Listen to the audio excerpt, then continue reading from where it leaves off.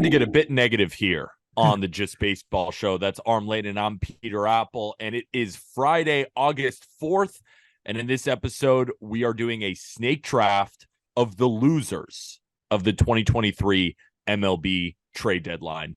On yesterday's episode, Jack and I did a snake draft of the winners. We were very positive, but of course, there were some teams that didn't meet expectations. So Aram and I are going to go back and forth. And instead of just, okay, these are the losers, we agree, we're just sniffing each other's farts, we might have a little bit of a disagreement. It might be a little bit of a competition in order to draft the biggest losers of the deadline. And then, of course, we'll end with Aram's famous prospect report, letting us know who's hot, who's not in the minor leagues up to this point. But we are brought to you by the king of sportsbooks, and that is BetMGM. Sign up and deposit into your newly created account using promo code JustBaseball. Download the BetMGM Sports app on iOS or Android, or visit BetMGM.com. Place your first bet offer and receive up to $1,000 back in bonus bets if it loses. And if the bet does lose, your bonus bets will be available once the wager is settled. Remember, gambling problem? Call or text 1-800-GAMBLER and must be 21 or older. Aram, yesterday, Jack and I started the podcast with a couple of wacky stats. I don't have any wacky stats today. And we also went over Framber Valdez's no-hitter. Yeah. Unfortunately, yesterday there were no no-hitters, and there wasn't much news. Do you have anything before we get straight into the draft? Now, a fun day for the AA affiliate Diamondbacks Amarillo Sod Poodles. Jordan Lawler went deep. AJ Vukovic went deep. Ivan Melendez went deep. And I'm missing one more notable prospect that went deep. Like, their four top prospects on that ball club all went deep. I thought that was kind of cool. But other than that, I'll save a lot of the prospect updates for the prospect report. I will say, I don't know if there was a pitcher more due for a no-hitter than Framber Valdez. So I saw what you guys broke it down. I thought you guys said everything that needed to be said, but that was the number one thing. I think he was the most due for a no-hitter in Major League Baseball, if that's humanly possible. Also, it's so funny that I think subconsciously you remembered one of the few like mean reviews that we got, because that was when these guys sniff each other's farts and say that everybody or agree with each other the whole time. I think that was like one of the very few we got, and that one's just still in the back of our heads there.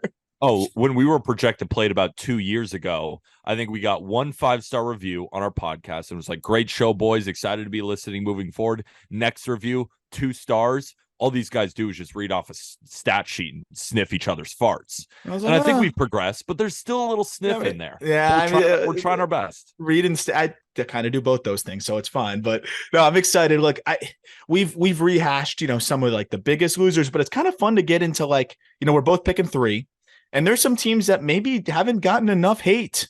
So that's what we're here for, is just to hate. I agree. And yesterday's episode was all about the winners. And we even discussed some teams like the Mariners, right? They entered the winner's circle because they made a really good deal for Paul Sewald. And then there are some teams that you wouldn't think are big time losers, but we got to pick some. Yeah. So you're going to hear that towards the tail end. I had the first pick yesterday in our snake draft, and Jack hosted the podcast. Now that I'm hosting it, you got the first pick, my friend. Shit. Who was the biggest deadline loser this season? Ooh, man. Okay. I think there's a few different ways you can go about this, because, you and I talked about on the Bleacher Report stream, like there's teams that I think in a vacuum, like had worse deadlines, but when you put the expectations at hand and what teams are capable of doing, I'm going to go with the biggest loser in terms of just my sheer disappointment. And without much surprise, it's going to be the Baltimore Orioles, who just continue to frustrate the hell out of me. I love the Orioles. I will be rooting for them every step of the way, and I hope that they make some noise in the postseason. But man, I just would have liked to have seen them do something more than trade for Jack Flaherty. Like that's all we can do here is trade for a guy that is pretty much a carbon copy of a lot of the other, kind of middling arms that you have in that rotation that you're kind of back and forth with. I think there's teams that had worse deadlines. Don't get me wrong. Like the Orioles technically got a little bit better. But for me, it was just so frustrating because we've talked about it so many times. I don't have to rehash all the points. They could have made so many different moves that make a big difference that would not have even been felt in their farm system, especially when you see both Scherzer and Verlander going in ways that I think were very doable for them. A Drew Gilbert adjacent for them is just one of several in that system that they just would not have felt. I thought they could have easily done it, and it would have came with not that much financial backing. Like John Angelos wouldn't have had to really pull out the pocketbook that much. They're making so much money with the crowds that they've been able to bring in, and almost a guarantee for playoff games. Really frustrating to see, ownership not willing to invest more financially, and on the other side, maybe not as much aggression from the team, because as we've said in the past, like, dude, you don't know if you're going to have the best record in the American League next year. You don't know that you're going to be here. Even if it looks like you're going to be good for a long time, things don't always go the way you think they are. Seize the moment. And if you have an opportunity to make the best team in the American League better, you should do that. And I think it's really frustrating that they didn't. It's incredibly frustrating, right? And it's not just about this year. It's about last offseason. It's about the trade deadline before. It's about the deadline before that. We had a great comment on when we were doing our YouTube stream, and we brought it up on a couple episodes ago, but I think it's important for this exact conversation. And the comment was, I have been an Orioles fan since 1969, and I am bleeping devastated. Devastated. Like, that's, I think there's a bucket of Orioles fans who do not want to trade a single prospect. Oh, for sure. And just want to hold all of them tight and see them all blossom in Baltimore. And I understand that. But at the beginning of the season, we all thought the Padres would be great, and we all thought the Mets would be great. We don't know what's going to happen from year to year. That's the point. Yeah. Right? The Orioles are great this year. You never know what's going to happen next year. So you have to capitalize now. And Arm, just throwing it back to you, just to end the point on the Orioles, the package for Jack Flaherty was more expensive than we would have thought. Yeah. I mean, Cesar Prieto, like, that's a decent middle infield prospect. Like, I was kind of surprised that they end up, parting with him, and then somebody on top of that. So I was surprised. But again, at that point, like, you go a little bit higher, a Connor Norby and somebody else, you don't feel it that much. But I think the number one point here, and is what you said and what I've said in the past too, is just like, you hope that you're in the spot next year, but look at the rotation. You guys have been able, as the Orioles, to circumvent a pretty meh rotation. I know you're going to get John Means back. That might be part of the reason why they were willing to wait, but like, we'll see how he does off of Tommy John. Grayson Rodriguez has looked a lot better. That's exciting. But again, you don't know if the pitching staff's going to hold up next year. You don't know if the bullpen's going to be one of the best in Major League Baseball next year. And you hope that all of the guys that are hitting this year can hit to the same degree and stay healthy. And there's so many variables, and push the chips forward when you have the moment. I'm not saying they had to deplete the farm. Just make one or two semi-aggressive moves. They didn't do that. We'll see how it plays out in the postseason. But I can tell you that when they get to the postseason, it's almost guaranteed that all three games, or all whatever, however many games they play, they're going to have a starting pitching disadvantage. So that's going to be really interesting to see if they can overcome that. Maybe they can. Staying in the AL East with my second pick, the New York Yankees were huge cowards at the deadline. Brian Cashman assured fans in a quote that we are in it to win it. Stop pandering to Yankee fans. You were not in it to win it. There is a bucket of Yankee fans who saw that the Yankees should probably sell. That's where I sit in. We could have traded Harrison Bader. You saw the return for Paul Sewald, what he got.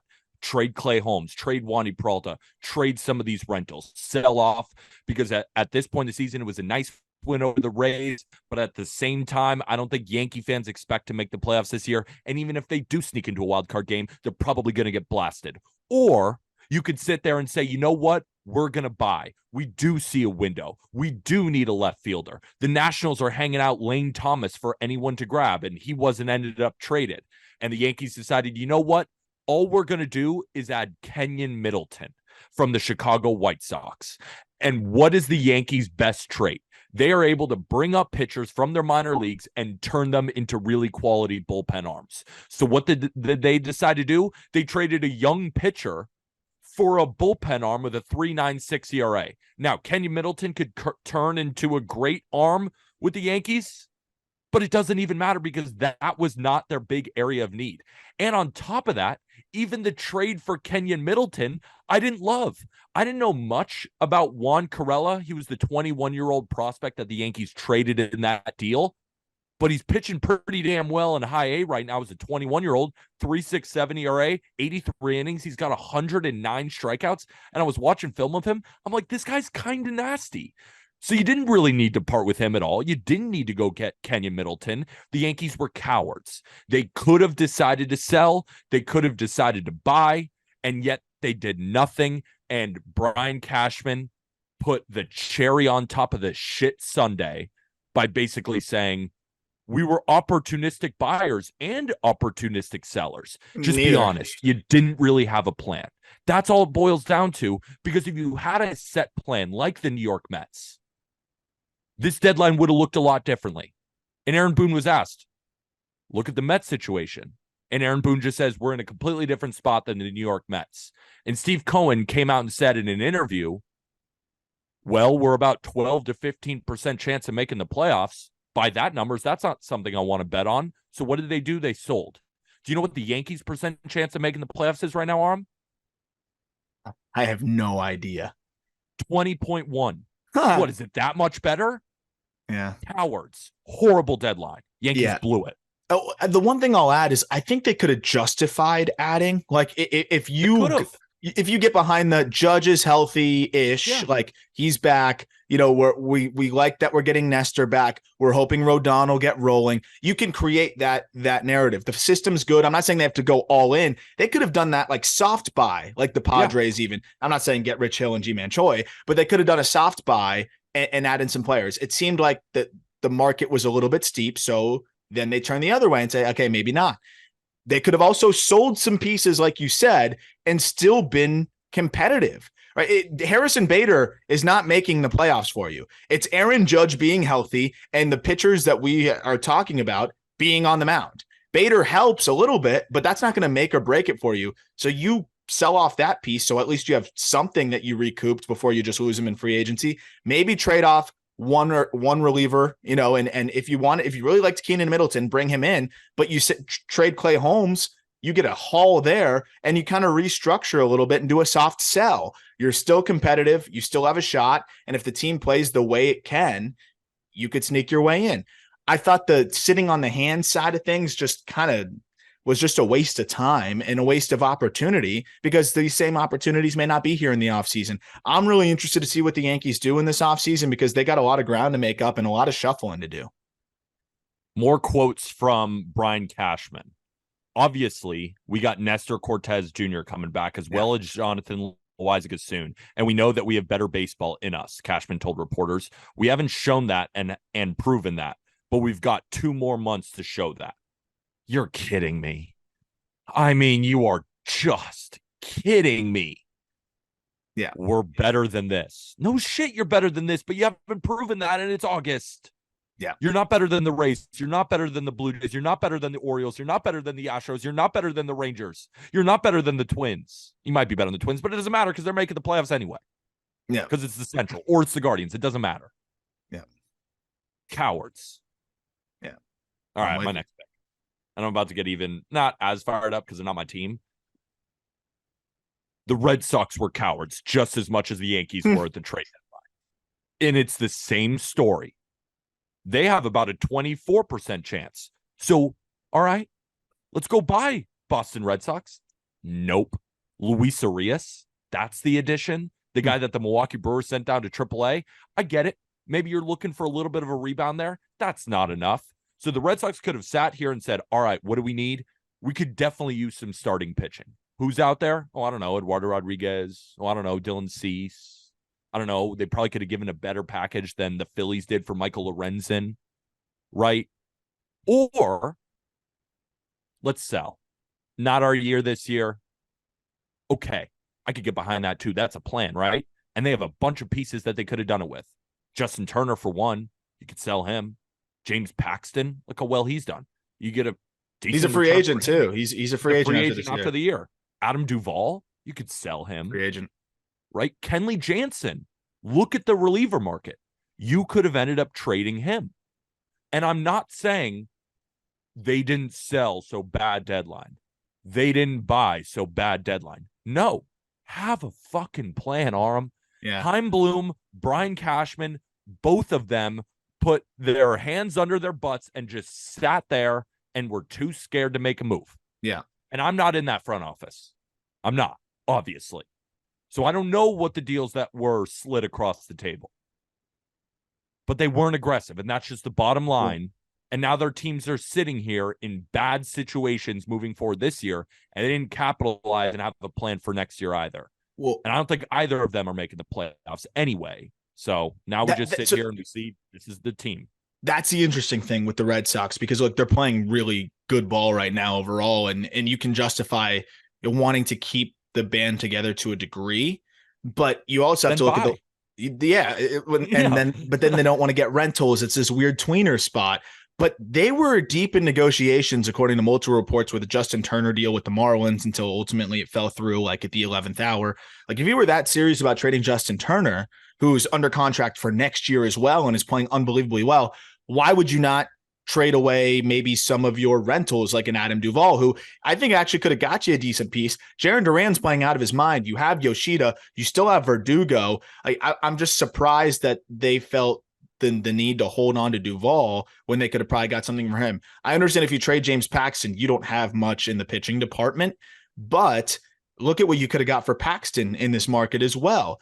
Or maybe one of your other relievers. I know they don't have a ton of great relievers, but I would have liked to have seen something done by them. I thought they could have at least moved one or two pieces, made some adjustments. Other teams got creative. You saw the Mariners and the D-backs. You mentioned the Seawald trade. Like the Mariners didn't sell. They reshuffled a little bit. They got an upgrade at second base, which isn't saying much in Rojas, but to adjust with Colton Wong, they move a reliever who they don't need because the rest of their relievers are really good, and they get a decent prospect in Ryan Bliss that can help them, and they get another outfielder who is pretty decent and can zone. Like you can get creative. I felt like the Red Sox and the Yankees didn't do that.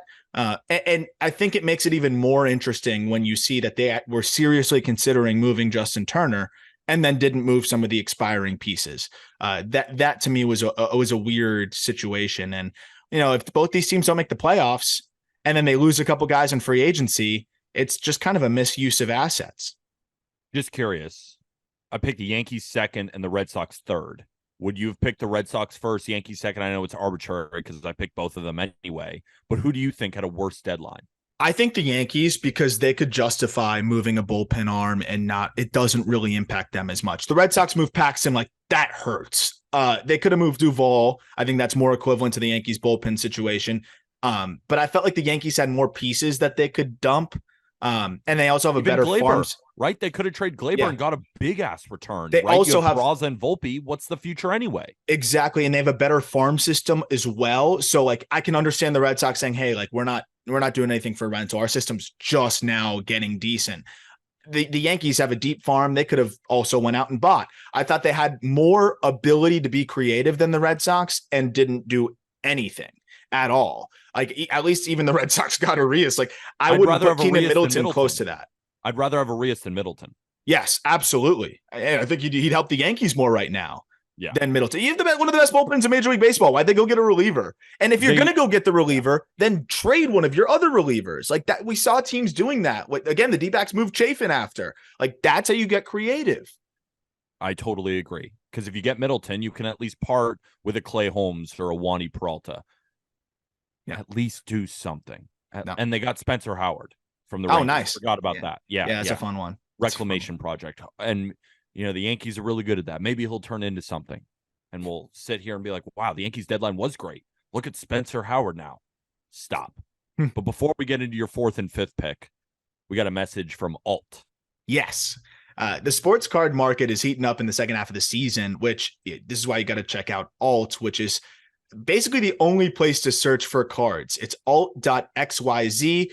It's the only platform that allows you to search all the major marketplaces and eBay at once. You just download the free Alt app and type a player or card into the search bar, and Alt will return every graded card available for sale. So if you want to see what the price is on a certain prospect or compare that prospect to a certain big leaguer, you search that name and you can go find basically all of those cards that are for sale or have sold to get an idea of what the price is. you can be notified as well every time a card is available. So if you search, let's say I want Roman Anthony cards because that Red Sox prospect has been super hot right now, I can go there, search it, put a little notification on if I don't see a card that, was for sale in my price range, and I'll be notified every single time somebody posts a Roman Anthony card for sale. You'll never have to use another app for researching and buying baseball cards ever again. And the link is in our podcast description to download the app and check it out for free. It's become one of the best tools for me to pick up cards for my collection, to pick up prospect cards, to also sell as well, and get an idea of what some of my cards are worth. You can do a lot of different things. You can buy with their fixed price marketplace and buy weekly liquid auctions that feature a curated selection of the most sought after cards in the hobby. You can also sell through maximizing your card sales by reaching a global audience of passionate collectors across multiple marketplaces. So check out that link in our episode description. If you have any questions, my DMs are always open to talk cards. I love talking cards. Just had a great time doing that with a couple of our Just Baseball listeners over at the National Card Show. Had a great time hanging out with a couple of homies there. Always happy to answer questions as it pertains to cards. That's what I'm talking about, Aram. Number 4, who you got? Who sucked? So this is an interesting one. I think the Detroit Tigers really fumbled the bag in a lot of ways. I agree. I'll start with the most egregious part. So I thought they did okay. Lorenzen for Hao-Yu Lee. Lee's a good prospect, rental pitcher. They did fine there. Not trading Eduardo Rodriguez is nuts. And there's a few reasons. And again, this is another one of those delicate situations that we're not in on, but there's also some common sense aspects to this. When you signed Eduardo Rodriguez, I think you kind of hoped that they were going to be competitive somewhat soon, but you also have to give yourself a chance to, if we're not competitive, they gave him a player option. So you shouldn't also give him a player option and a no trade clause. Makes it very hard to eventually trade him.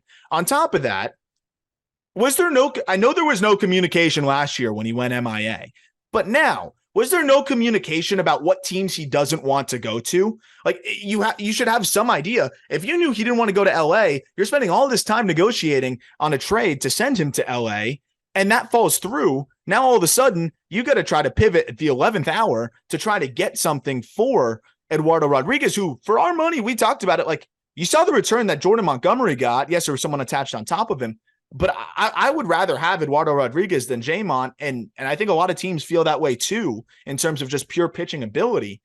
They could have got a really good return for him. And not only do they get nothing for him now in trade, when he opts out of this contract, as we presume he will, they're not going to get a comp pick either because he already got the qualifying offer from the Red Sox in 2021. You can't get a qualifying offer twice. So they're not even going to get a comp pick back for him. I thought that was really, really bad. I saw something from Ken Rosenthal that said a rival executive told him that, quote, the Tigers were trying to be the last man standing at the ball. And as it was put in The Athletic, they fumbled the ball at the goal line and saw it run back 100 yards the other way. That to me was nuts. I would have traded Alex Lang, no doubt about it. I'm trading my relievers. Foley didn't end up going anywhere either, right, Peter? Nope. Didn't end up going anywhere. Cash in on Foley.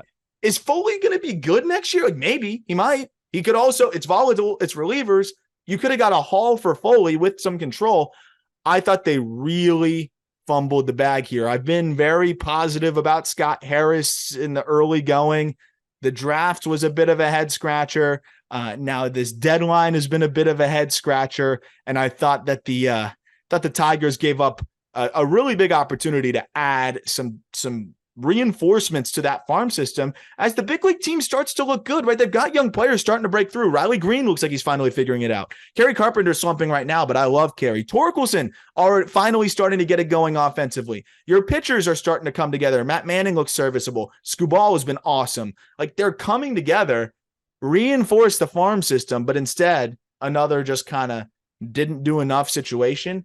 And, I think they're going to regret that in a couple years when they look back.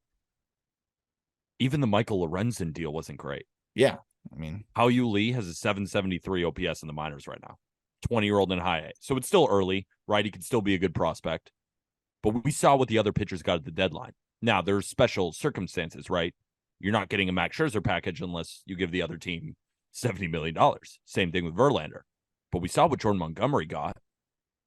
Even the White Sox got a pretty good package. Nick DeStrini for Lance Lynn, even though Lynn shoved against the A's. Yeah. Like, what are we going to do there? I thought they could have gotten even a better package for Lorenzen. So and Lorenzen shoved against the Miami Marlins as we're recording today, right? I thought they did terribly. I was considering picking them with my third pick over the Red Sox. Yeah. But the Red Sox and Yankees were just tied so tightly together because it was a very similar circumstance where they're in a terrible spot team-wise and they had a terrible deadline. But the Tigers should have pulled a White Sox. Like, the White Sox were in our winners episode because Rick Hahn said, you know what? We're going to get as much as we can for these guys. And he did. Yeah. I mean, like, an example is Kendall Graveman, who's not been very good this year. I think you could have got more for Foley. You probably could have got more for Lang because they come with control and they're cheaper. He got you Corey Lee. Corey Lee's not the prospect that he once was. I always thought he was a very overrated prospect from the Astros, but at the same time, like, Corey Lee's got a floor, I think, of a backup catcher and a chance to be at least like a league average catcher. You got that for a reliever that's not cheap. In terms of the money owed to him, like that to me is just another one of those examples where you could have got some pieces that help you both short-term and long-term for Foley, for Lang, and then some of the other guys, of course. And then, of course, Erod.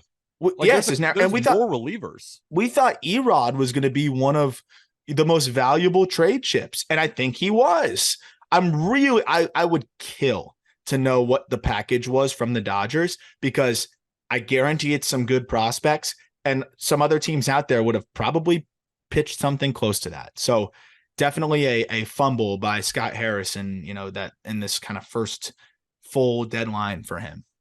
So Erod did not end up going to the Dodgers. Like you said, that trade was in place and Eduardo Rodriguez decided, no, I want to stay in Detroit. Could have been because of his wife. That's at least the rumors that I think everybody's hearing. His family, just being closer to his family. But I have no idea. I'm not even worried about that. What I am curious about is, and not to say that I'm not worried about it as if I just that's not something I care to get into, right? About him and his family decisions. But what I do think is interesting. So he was a former Boston Red Sox, of course, and a lot of guys on the Dodgers were teammates with him, most notably like JD Martinez, right? And a couple of the Dodgers teammates texted Eduardo Rodriguez when they heard about the potential deal and said, hey, man, are you excited or what's going on? Didn't respond to any of them. Yeah. Any of them. Yeah. I found that to be interesting. Now, I don't have an answer to why and it's all speculation. I don't really want to speculate. I just found that really interesting that he just didn't respond to those guys. I think he had no interest in even having a conversation about going to LA. And so if it was that clear cut, like, how do the Tigers not know that? Like, hey, exactly. Erod knows he's a trade candidate. Have a conversation with him. Hey, you have this no trade clause, this partial no trade clause. Would you be open to being moved here, here, or here so that we're not, negotiating deals at the goal line and then having it fall through and now we don't have enough time to pivot elsewhere? Like, you got to have an idea of where this guy wants to go when he has the ability to veto a deal. You always hear it. I mean, you remember when Giancarlo Stanton was getting traded, he said where he does and does not want to go. It pigeonholed the Marlins a little bit, but at least they got something for him. Like, even if it pigeonholed the Tigers, if it became a public report that he only wants to play for 3 teams and they all have to be in the Midwest, fine. You're still, if you got 28th and 29th ranked prospects in a system, you're better off than you're going to be if Eduardo Rodriguez opts out and leaves for nothing. So that's my biggest frustration there with what the Tigers did. I thought it lacked some foresight. Again, we don't know everything that happened. Maybe he said he was okay with going somewhere and then changed his mind in the 11th hour. But again, that would be weird too. I just think it was a bizarre situation. And even if you want to put Erod aside, the reliever should have been gone. What are you doing with Justin Foley? What are you doing with Foley? Like, I just don't understand. They could have even traded like a Zach McKinstry. Yeah. Why not? Like, they could have done more.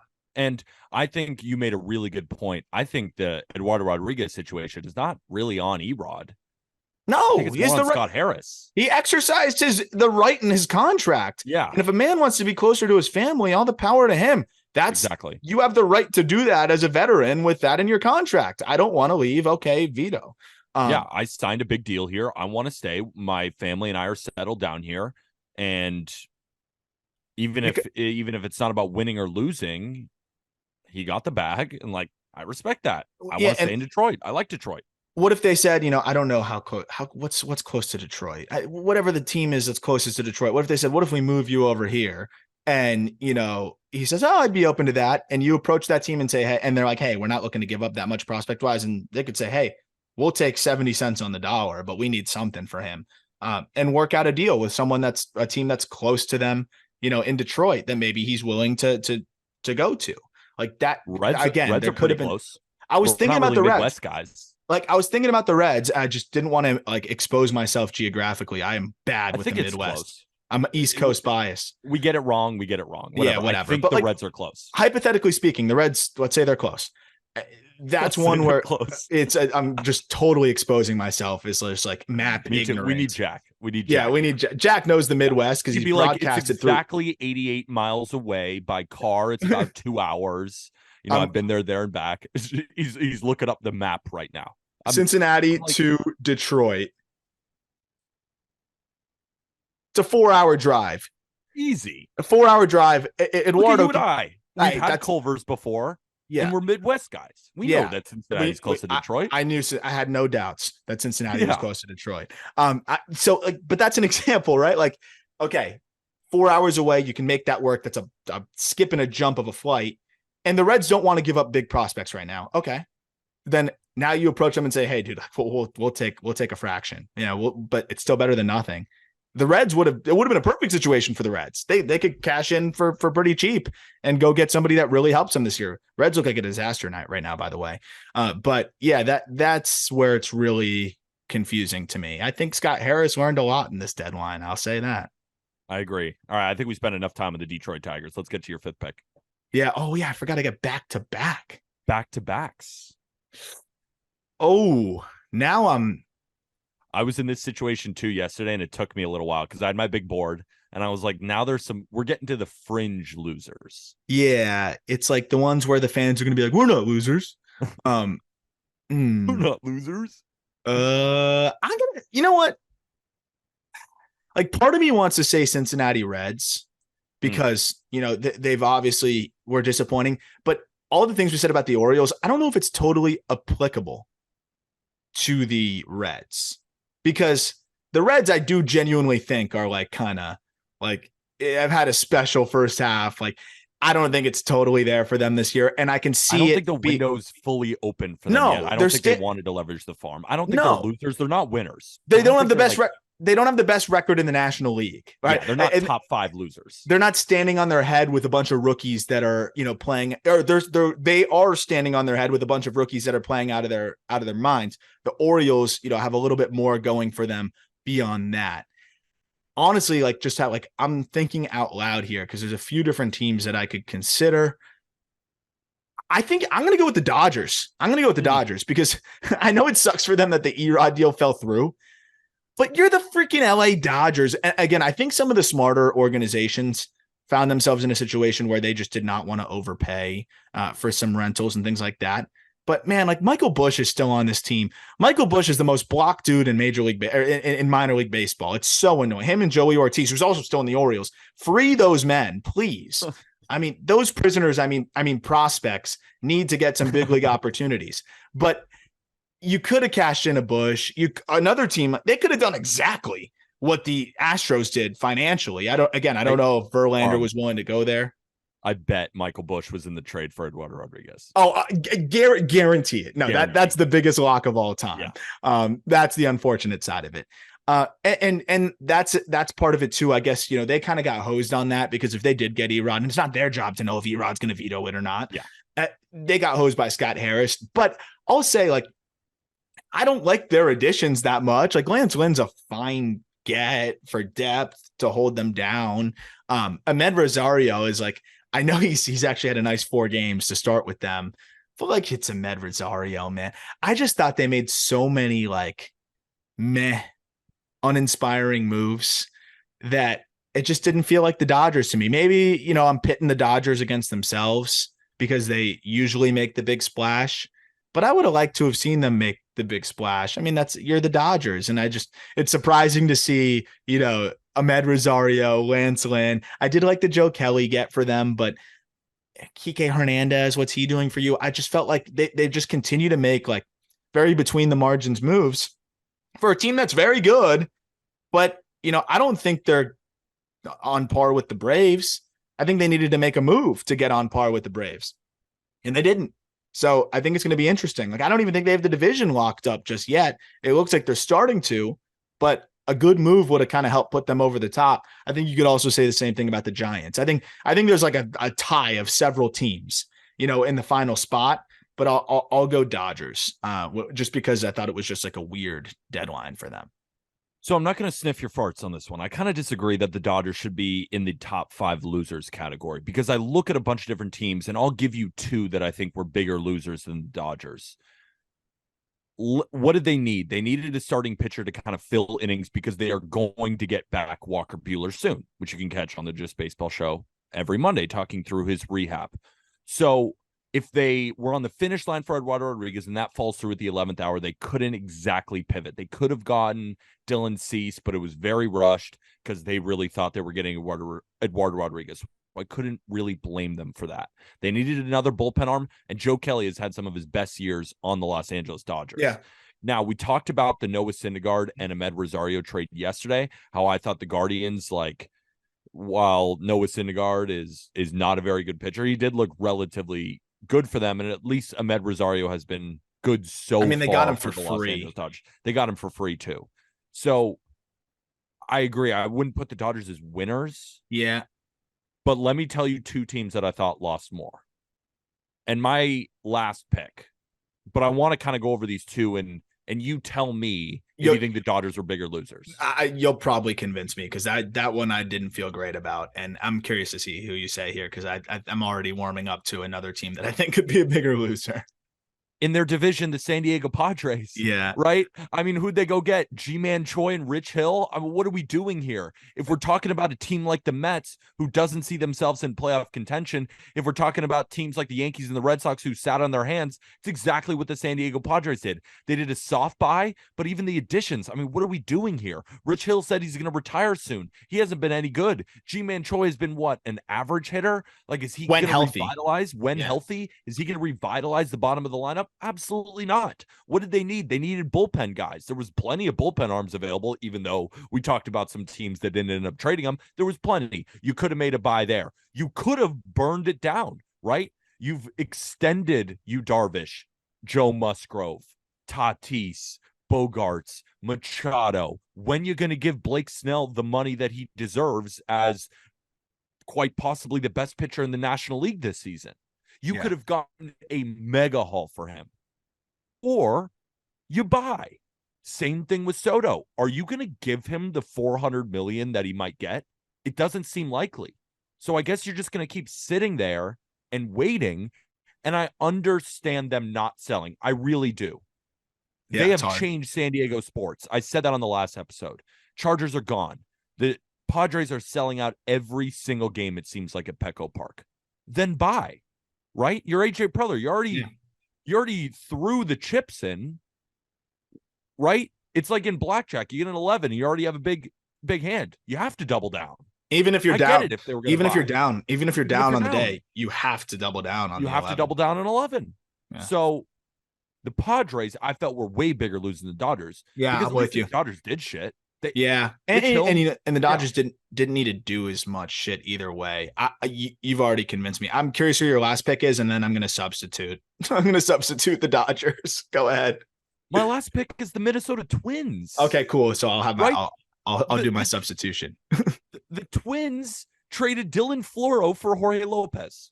I thought they lost that trade, right? Yeah, and that's it. I would prefer Jorge Lopez to Dylan Floro. The Twins this season, there is one team worse than them against left-handed pitching. That's the Colorado Rockies. The Minnesota Twins have an 83 WRC plus this season. In the last month, 79 WRC plus. Last 2 weeks, 34 WRC plus. They needed bats that can hit left-handed pitching. Tommy Pham was available. Diamondbacks got him. Mark Canha was available. Brewers got him. There was plenty of platoon for nothing. There was plenty of platoon bats out there. What about getting Dylan Carlson? The Cardinals were open for business. What about Tyler O'Neill? He can certainly hit a lefty, and he's kind of heating up here a little bit, hit a couple of home runs. Could have gotten him. There was so many different things that they could have done. And I felt that they were scared. Yeah. They remember Tyler Mahle for Christian Encarnacion Strand and Spencer Steer. I think they were sitting there scared, cowards. So my coward draft is the Yankees, the Red Sox, the Twins, and the Padres. And you throw the Orioles in there, but you took them. That's fair. I thought the Tigers were cowards too. Yeah. This is just, you didn't, like, the Twins are 1.5 games above the Guardians, and the Guardians like kind of sold, but they're still competing. They might not win the division, even though the team that's like barely above 500 who kind of sold might end up taking this division still. The Guardians may catch them running backwards. Like, literally, Joe Ryan gave up 7 earned runs. He's got an ERA in the mid-4s now, which is crazy. That definitely was a bad, because the Twins too, like, they had some assets like Louis Varland. They don't need. You can use that to go get somebody. Canna was dirt cheap. They got Justin Jarvis for him, who's not barely a top 30 prospect. Like, and then Pham was not much of a price to pay either. 2 guys that would immensely help with the splits. I'm going to go with my last pick. I'm going to switch. I'm going to go Reds because I'm looking at it now, dude. Like, I know they're getting Hunter Green back at some point, but until that happens, you're very much trying to survive. And you just had Ben Lively go down. You don't have Lodolo either. Ashcraft, Abbott, Williamson, Weaver, and then whoever the hell you can plug in the 5 spot. Like, what a disaster. The only move you make is Sam Moll, who you give up Joe Boyle for, who actually is like, I think he's ultimately a reliever, but that's a guy that throws 100 and has great strikeout numbers, horrible command. But like, you gave up at least an okay pitching prospect for a guy that barely is going to help your team. Yeah, he has some control, and I think that's the only reason why they did it. I thought they could have done a bunch of different things to help this team, and honestly, at a very like low cost.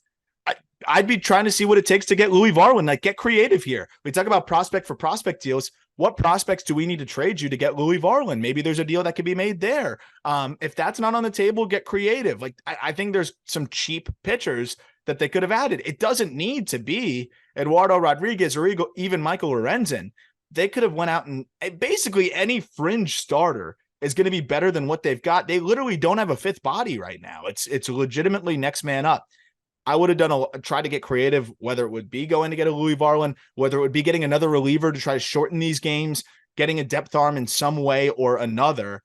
I think part of the reason why we're seeing the wheels fall off is they're just really squeezing out every single ounce they can possibly get out of this rotation. And I think it's a really tough spot to be in. We heard all this noise of, they might get creative and try to trade India for control or, try and trade somebody else. I think they could have just dumped some lower level prospects, maybe bought, a fringy arm. And I think that would have helped them a lot right now because they're at a massive disadvantage 2 out of 5 days. And you can make the case almost 3 out of 5 days right now. If you didn't want to make a move because guys are coming back, I get it, but you could have went out and got somebody. Like, they're going to probably start Levi Stout. Like, that's crazy. Like, that's an unusable guy borderline. You could have found a better option than Levi Stout for very cheap. First of all, I want to shout out the Chicago Cubs. Yeah. 36 runs in the last 2 games against the Cincinnati Reds. They are getting hot. Do not sleep on them potentially winning the division after being winners. We talked about them yesterday, adding Jeimer Candelario when they've had almost no production from the corners this season. The Cubs are getting hot. Shout out Chicago. But on that same sidearm, who is a Reds prospect that's similar to Hyu Lee?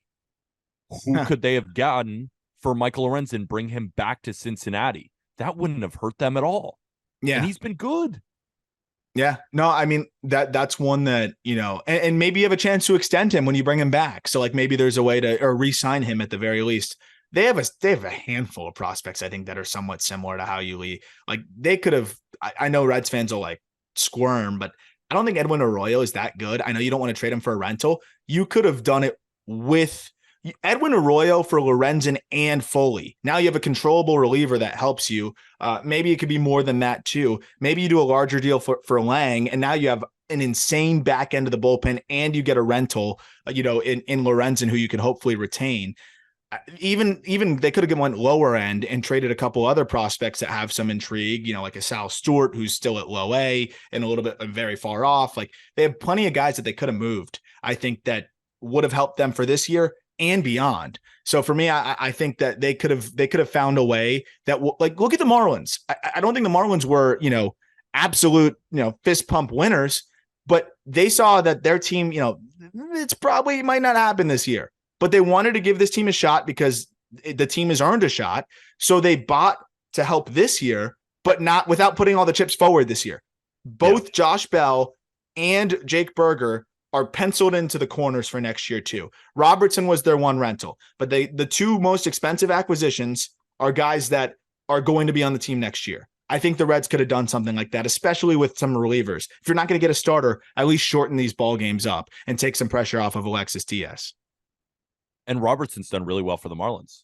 Oh, God, don't get me started. That was the only trade I didn't like. Ironically, the rental. Only trade I didn't like. Holy crap. It just never fails. It's Paddock for Rodney all over again, man. It's Paddock for Rodney all over again. I just had to get you a little bit fired up before we get into the prospect report. So my draft, I took the Yankees, I took the Red Sox, and I took the Padres, with my honorable mention being the Minnesota Twins. Remind the people of your draft. Yeah, so we scratched out one. I'm a serial offender of that when I order food too. Never mind, scratch that out and order something else.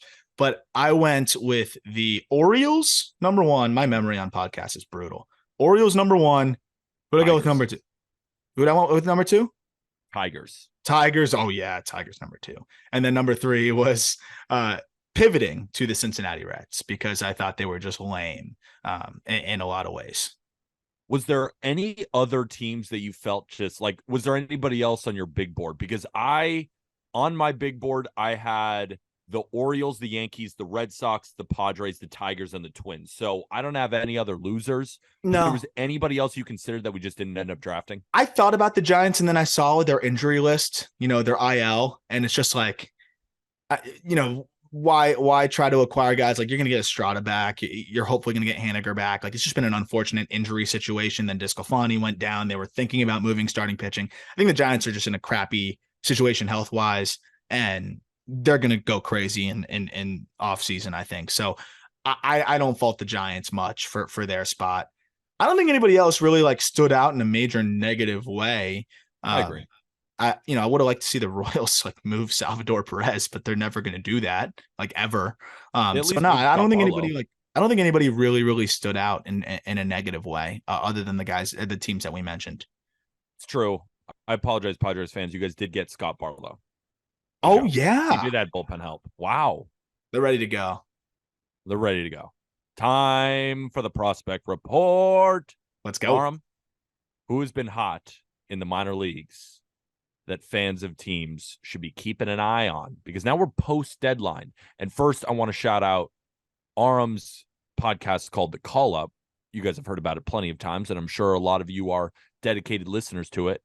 But I am currently listening to the top prospects traded at the deadline. It's a great episode already, so make sure you go check that out. Sure. But how about the guys that are just really, really good right now? Some fun ones right now. Remember Chase DeLauder, floated as potential top 5 pick out of James Madison University, ends up getting picked later in the first round because of some injury issues, and didn't have quite the year that everyone thought he would have. And he looks really good. Obviously, late start to his professional career because he had a fluky broken foot.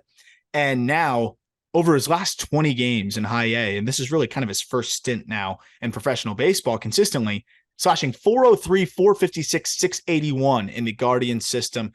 This guy's really good, man. I've enjoyed watching the video. The swing is much better than it was when I saw him at JMU, where the lower half was inconsistent. He's putting up really good exit velocities. He's fast for a 6'4", 230 guy. He can play good outfield in either corner, sneak by in center, and the approach is phenomenal. Chase DeLauder's stock is going to be rising really, really quickly, I think, as someone that was drafted in the first round and then just kind of was forgotten about because he was hurt and got such a late start to his professional career.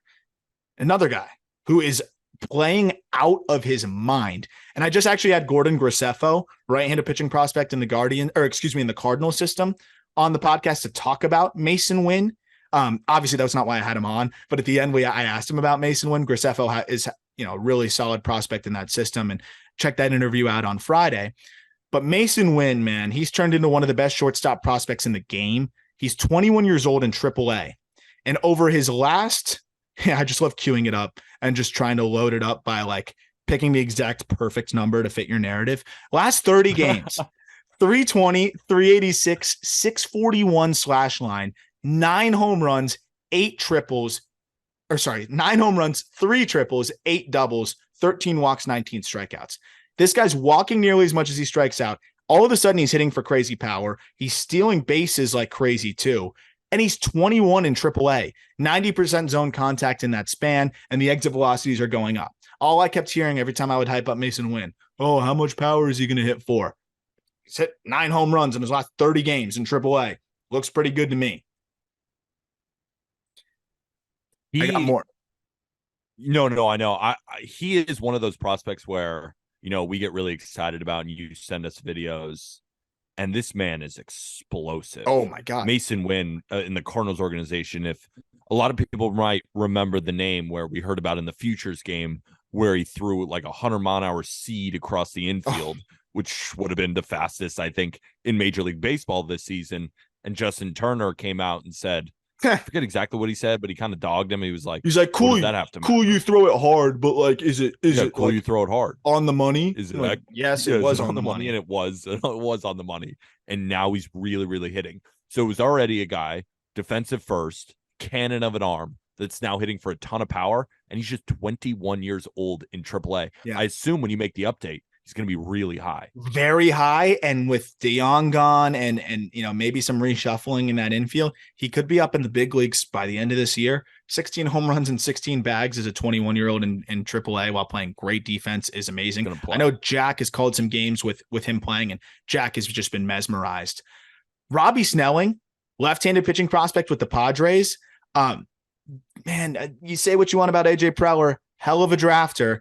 Robbie Snelling has been nasty, dude, just absolutely nasty over his last handful of starts. And one of the best athletes you're going to find on the mound. I'll get to that in a second. But Snelling's last 6 starts, he's a 19-year-old in high A now. His last 6 starts, a 2.20 ERA, 30% strikeout rate, 5% walk rate, 28 and 2/3 innings, 22 hits allowed, 33 strikeouts. He's only given up 1 home run.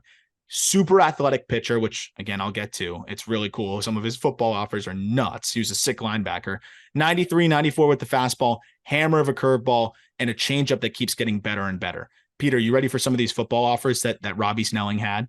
It's crazy. NFL season starting soon. I'm pretty hyped. I'm getting ready for some future, so I want to hear NFL stuff. Like that guy who got drafted by the Astros. What was his name again? I went back and watched his tape, and I was like, dude, this guy's. Why is he going to play baseball? Bryce Matthews. Yeah, I was like, these guys are freaks. Quarterback. Okay, here's Robbie Snelling. Arizona, Oregon, Arizona State, Auburn, Boise State, Cal, Michigan, Nebraska, Nevada, Notre Dame, Ole Miss, Oregon State, Penn State, San Diego State, Stanford, Texas, Tulane, UCLA, UNLV, Utah, Vanderbilt, Virginia, Washington State. 4-star linebacker. Linebacker. 4-star. Not a wide receiver, a linebacker. 4-star linebacker, and this guy's shoving on the mound as a lefty, like polished lefty. Wow. What's his stuff look like? So, I mean, the fastball is 93, 94, but it jumps like it's one of those just IVB darling fastballs. It's a linebacker fastball. It's a linebacker. It's a bully ball fastball. And then the changeup is Matthews. It's like if Clay Matthews took the mound and just threw it as hard as he could. It's getting some life on it. He's getting IVB on it, though. And then he's 19. Changeup, curve are really good. It's a 3-pitch mix that's already solid. And it's talking about athleticism on the mound, its ability to repeat mechanics. He can do that. Only walking 6% of batters on the year. One more pitcher I'll put more time into, and then I'll fly through the last few names. Cade Horton with the Cubs is turning into, I think, probably the best healthy pitching prospect in Major League Baseball. This guy is unbelievable. His Double-A debut, and this is number 7 overall pick last year. Cubs fans are like, what? Because he'd only thrown like 40 collegiate innings. He was a 2-way player, underwent Tommy John surgery, so he had missed a lot of time. Not even 22 yet. And his Double-A debut, 4 innings, 2 hits, no runs, no walks, 6 Ks. They're managing his innings a little bit, so he's mostly only throwing like 50, 60 pitches now because he kind of hit an innings mark pretty quickly because of how dominant he was. Fastball is up to 98, touching 99 with really good life. And this is a guy, remember, he's thrown like 40 innings prior to this. So for how polished he is already, it's insane. His slider, I'll just take you through opponent numbers against each pitch. Fastball, opponents are hitting have a 751 OPS, but that's gone down, down, down as the year's gone on. Another big whiff heater. Slider, opponents have a 344 OPS. It's disgusting. Then his curveball, he doesn't throw it as much, but when he does, it's devastating. Opponents have a 250 OPS. He throws that around 11% of the time. And then he just adjusted the grip of his changeup to go more with that like split Vulcan type grip. And that like pitch all of a sudden looks really good. 560 OPS against. So he has a chance to have 3+ pitches and a fourth pitch that's above average. He's carving dudes up. Cade Horton's turning into, again, I think arguably one of the best, if not the best healthy pitching prospect in baseball right now. The Cubs have a really good one there. Okay. That's all sounded awesome. But 40 innings, already maybe the best healthy pitching prospect. Like that's a big statement you just made. I'm here for it. I'm a guy who loves big statements. Yeah, I know. You encourage me into trouble. You'll read my list and be like, yawn, needs to be hotter takes. I was saying Ellie De La Cruz should be the number one prospect like when I first saw him. No, but the best. Like, what makes you think that? Just take us through your mind when you come to that kind of conclusion.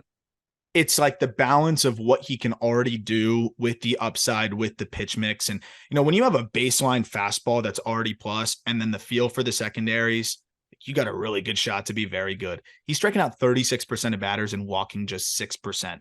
And again, his arsenal, he's still feeling it out. He's just learning that changeup and it's already good. He's one of those guys that's like, it's annoying, like how quickly he learns things. His issue in college was, his two breaking balls look too similar. Within the first start or two of this year, starts differentiating the slider and the curveball. Now those look like two very distinct, potentially plus pitches. The fastball, the shape isn't the best. All of a sudden now it's just flying out of his hand with crazy life. That old changeup, wasn't working for you. Okay, I'm going to go with this like Kevin Gausman adjacent grip and somehow is already using it in games. Most guys have to throw 20 bullpens before they even try it in a game. He's already getting whiffs with it in a game. It's just the way he's able to learn so quick, that his command already, his athleticism as a two-way player, and his domination already. I'm all in on Cade Horton, and I think he's going to be a special talent and potentially a frontline guy for the Cubs and up very soon. Flying through the last few names. Owen Casey, another Cubs guy. Can I just say? Yes. You convinced me. There we go. I'm sure Cubs fans are so fired up when they heard that. They're like, holy shit, we got a horse coming up.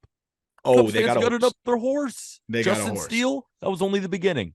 Good shit, got a Cubs horse. fans. Get fired up here. Real quick now, Owen Casey, Cubs. I've talked about him. I love Owen Casey. I think Just Baseball's higher on him than anybody in the prospect world. He's just turned 21 years old in AA tact ball league. Strikeout rate's high. And I think that's why people are kind of concerned. It's a 30% K rate, but 20 years old at that level for most of the season, 90th percentile exit velocity of 110 miles an hour. That would be among the top 10 to 12 players in Major League Baseball. 20 home runs already this season. Hits the living crap out of the ball from the left side. And I think there's a better feel to hit than he gets credit for. I think the hit tool is going to at least be average. This dude has hit baseballs as hard as 117, 118 miles an hour. He's 6'4", 220. He's got more room to fill out. I think he could easily grow into plus power. He basically already has plus power. I think he could grow into some of the best power in the minors. Speaking of some of the best power in the minors, Lazaro Montes, this guy with the Mariners is a freak. I don't know if he's going to hit enough, to be honest. He's a monster dude that's probably already limited to DH at 18 years old. He's like the I am 12 meme, but he hit a ball 118 miles an hour at the complex already. He's putting up great numbers already. He's a 995 OPS in his first full season at the complex now. He's been really awesome. Tamar Johnson putting up crazy exit velocities. He's not the plus hitter that everybody said he was going to be, but he's got way more power than anybody gave him credit for. And he's already got the bump up to high A. And then Ricky Tiedemann. Tamar Johnson Pirates. Thank you. And then Ricky Tiedemann with the Blue Jays. He's getting healthy. And if he's healthy, I think he's better than Kyle Harrison. I think he's right there. He might be better than Cade Horton. He might be the one guy, if he's healthy, that I'd take ahead of him. Rehab starting low A, 3 innings, hitless ball, 1 walk, 6 Ks. Fastball was up to 97, and the 2 secondaries are gross.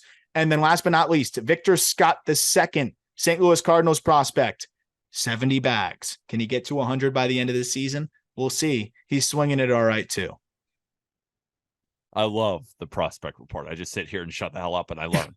And hopefully the rest of the listeners of the Just Baseball show got their learning in of the minor leagues, thanks to our guy, Aram Layton. So that'll do it for this episode of the Just Baseball show, brought to you by BetMGM. Remember to use promo code Just Baseball when you sign up for all those great bonus bets. And go check out that link for all of our card collectors for Alt. It's something that both Aram and I use in order to look at the market, because it has everything that you would need. That's in the episode description too. Another thing that's in the episode description is, of course, our merch store. I'm rocking the Athletic long tee and I'm rocking the hat. Aram hates our company, so he's not wearing anything. Laundry Don't day. be like Aram. Don't be like Aram. Go get yourself some Just Baseball merch. I'm draped out in it. I'm a We even got mugs. baseball guy. We got mugs. We got hats. We got flags. We got all the random cool essentials now too with the new distributor. Check it out. Deck out the apartment. Deck out the dorm room. Let's do it. Just Baseball looks cool in your dorm room. I agree. And if you're not a fan of spending any money, you're not even a fan of clicking links and getting a free app that is Alt, just rate this podcast 5 stars, whether it be on Spotify or Apple Podcasts. We greatly appreciate it. And if you're watching us on YouTube, you know what's also free? Hitting the like button, hitting the comment button, hitting that subscribe button. We greatly appreciate it. Of course, we'll be back on Monday with Walker Buehler. That's Aram. I'm Peter. With that, thank you, everybody.